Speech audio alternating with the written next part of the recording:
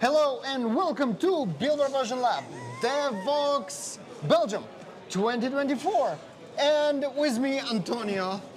Hello. This guy is amazing because it's quite late during the day and he still has this energy. But look, I have great guests, so you energized me. You energized me. Well, and you might know Antonio as the organizer of the biggest DevVox conference in the world. DevVox France in Paris. Yes. Which is pretty amazing. But not only. Not only. All right, so Antonio, what else do you do? Ladies and gentlemen, I write books. Boom! Amazing. Understanding LangChain 4J. LangChain 4J. Yeah, by Antonio Goncalves. Yeah. Amazing. Just came out. It's still warm off the press. Yeah, still warm. It came out a couple of days ago, so it's really amazing. fresh. Yes. So this is my copy. I get it signed, right? Yes, it's yours. Perfect. All right. I just need a pen. Yeah, we'll find a pen. We'll find a pen. And congratulations. So writing a book is a terrible experience, pain in the ass, and it's just suffering. But once you get it, the feeling is amazing. Believe it or not, it's the 8th book I've written. So you know how terrible it is, and you keep doing it. I don't understand the psychology of human brain, but right? Yeah, each time. You swear you're never gonna do it again because it's terrible, and then you do it all over again. How many times at home my family has heard me saying, never again, I will never write a book again. Because I wrote Java EE5, then Java EE6, Java EE7, bin validation, JPA, Quarkus, Quarkus, another Quarkus. Oh, 9 books then. Oh, wow, I've written a lot of books. And now LangChain 4J, and I hadn't written for 3 years, and I thought that, I was done. Yeah. But hey, last year I was here at DevVox, Belgium, and there was this amazing talk on LangChain 4J, and there was other competing frameworks, semantic kernel, Spring AI coming, and it got me really interested in LangChain 4J. Last year, DevVox was in October. The first commit of LangChain 4J was in May. So how fresh that was. And it's still fresh. And so I went back, I played with LangChain 4J, and I work for Microsoft. So we have a few models on Azure OpenAI and Azure. So I started to work on implementing Azure OpenAI support in LangChain 4J. And so I really got into the library, into the community, very welcoming. And I started to, propose PRs on documentation first, tests, and then more and more Java code. So I really got hooked into this LangChain 4J library. So next thing you know, a book. Yeah. I think it was in March, April. I started crushed my hair, going, shall I do it? And then I was writing bits and pieces, and I think it's in May. So after DevVox France in April, May, that I had a bit of content, a bit of articles that I had written previously, and I don't know. Yeah, I just thought, okay, let's do it.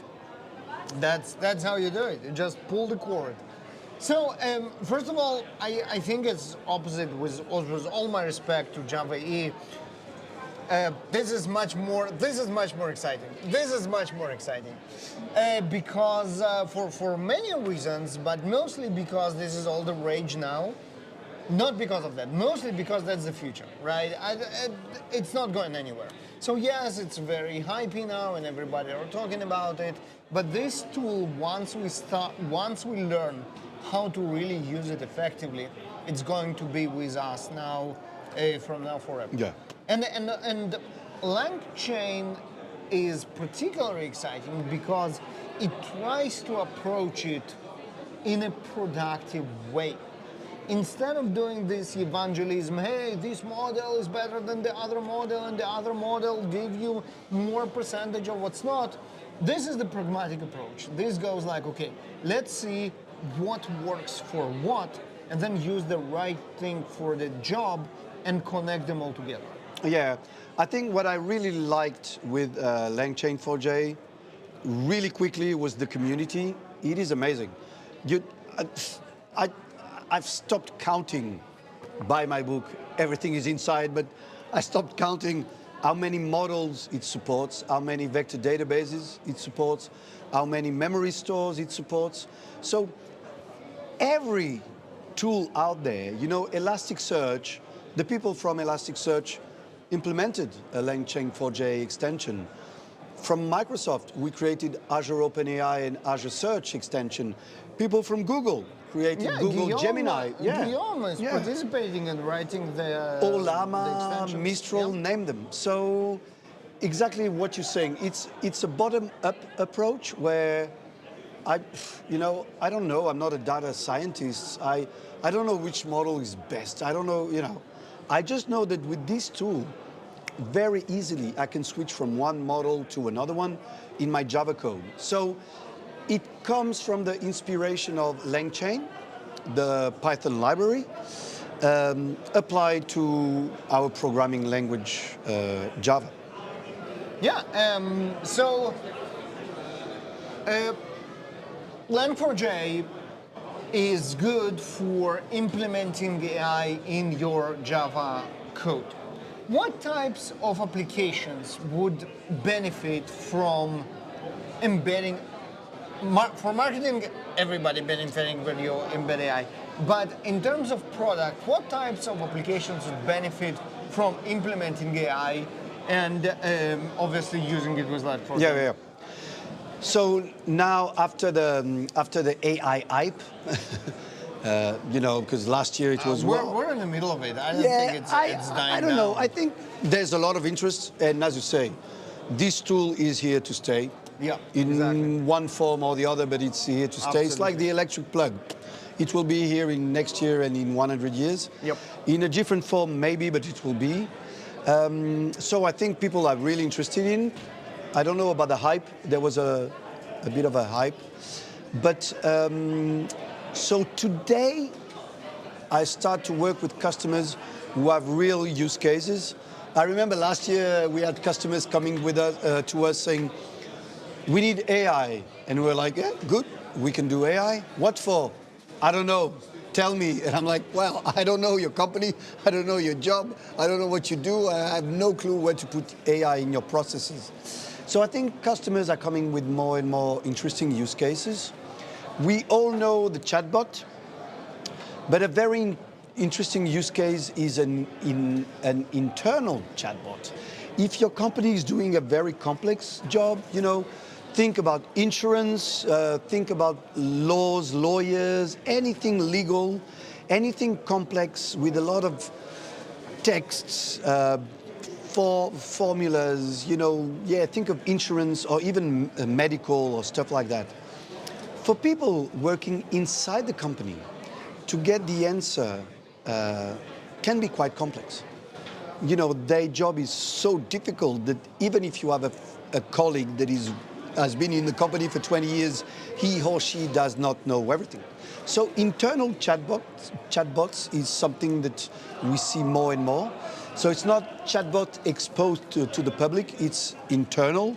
So your employees can, ask questions and get real answers. Let me generalize that a little bit. It's another API, which is like a chat API, over a knowledge base. Yes, I think that's what most of our customers want is take ChatGPT. ChatGPT, behind there's a model called GPT-4o. Let's say GPT-4o. And GPT-4o is good as in understanding what you write, even if you make typo, and writing. Several languages. You can write in English and ask to have the output in French. So models like that are very good in understanding what you write and writing back. Good. but they have no clue of what you're doing in your company. And if you ask a specific question about, if you are an insurance company, tell me what happens if car A smashes on car B with a truck coming. If you ask that to ChatGPT, it will give you an answer, but not the accurate one. So what you want is use these models who know how to read and write, but based on your knowledge base. And so you tell the model, please don't make it up. Here is the information somewhere in this huge, massive amount of documents. Please find it and answer it back in English, in French, in Portuguese, whatever.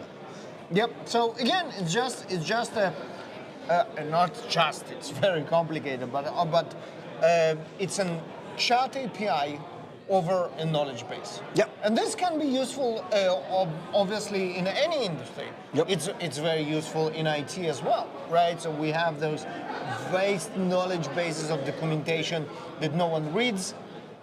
And if you want to get answers by chatting, this is much more approachable way to this knowledge base instead of reading it all from A to Z or even searching. Yep. So I think that's a great scenario. And there's also other use cases, like I was talking about insurance, but when you are in a car, you're driving a car and you smash another car, you have to fill a form, do a bit of drawing. This is my car A, this is the car B. He opened the door, I smashed the door with an arrow.